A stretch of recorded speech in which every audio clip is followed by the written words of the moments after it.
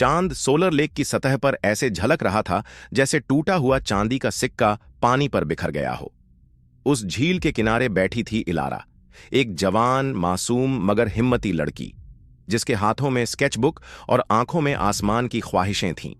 वहीं साए में छिपकर उसे देख रहा था लॉसीन, सदियों से जिंदा एक वैम्पायर।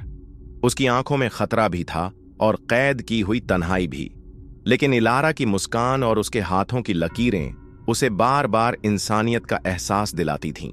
एक रात जब इलारा ने पानी में अपने पांव डुबोए, लॉसीन उसकी खामोशी तोड़कर बाहर आया।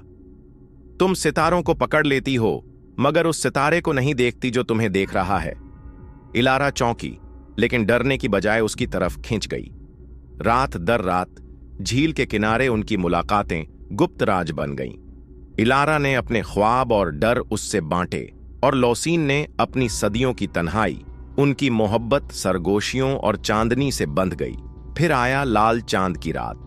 लॉसीन उसके सामने घुटनों के बल बैठा। मैं तुम्हें हमेशगी दे सकता हूं, लेकिन तुम्हारी रोशनी नहीं छीनूंगा जब तक तुम खुद न चाहो। इलारा ने उसका चेहरा छुआ। मैं तुम्हें चाहती हूं, हमेशगी नहीं, बल्कि उतना वक्त जितना मेरे पास है। उनके होंठ मिले और झील ने उनकी मोहब्बत को अपने अंदर समेट लिया। लेकिन अंधेरा कभी खाली नहीं रहता। जंगल की परछाइयों से 3 वैम्पायर निकले। उनकी आंखों में भूख और नफरत थी। लॉसीन, तुमने कसम तोड़ी है, इंसान से मोहब्बत गुनाह है। लॉसीन उनके सामने ढाल बनकर खड़ा हुआ। उसकी आंखों में सिल्वर लाल आग जल रही थी। ये मोहब्बत है, गुनाह नहीं। युद्ध छेड़ा, पेड़ कांप उठे, झील की लहरें चिल्लाईं। लॉसीन ने अपनी असली शक्ल दिखाई, अंधेरे के पंख, नुकीले दांत और सदियों की ताकत।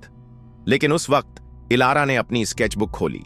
उसमें खींचे गए उजालों से एक रोशनी का घेरा निकला, जिसने उनके चारों ओर ढाल बना दी।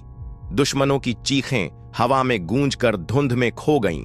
सब खत्म होने पर लॉसीन थका हुआ इलारा की बाहों में गिर पड़ा। उसने सरगोशी की, तुम इंसान नहीं हो इलारा, तुम मेरी उम्मीद हो। इलारा मुस्कुराई, उसकी आंखों में आंसू चमक रहे थे। और तुम मेरे अंधेरे का चांद। झील ने एक बार फिर उनकी छवि को अपनी गहराइयों में कैद कर लिया। अब उनकी मोहब्बत सिर्फ कहानी नहीं रही, वो किस्मत बन चुकी थी। ये पूरी कहानी अब एक गॉथिक रोमांटिक लेजेंड है, जहां रोशनी और अंधेरा, इंसान और वैम्पायर, मोहब्बत और मौत सब एक दूसरे में घुल गए।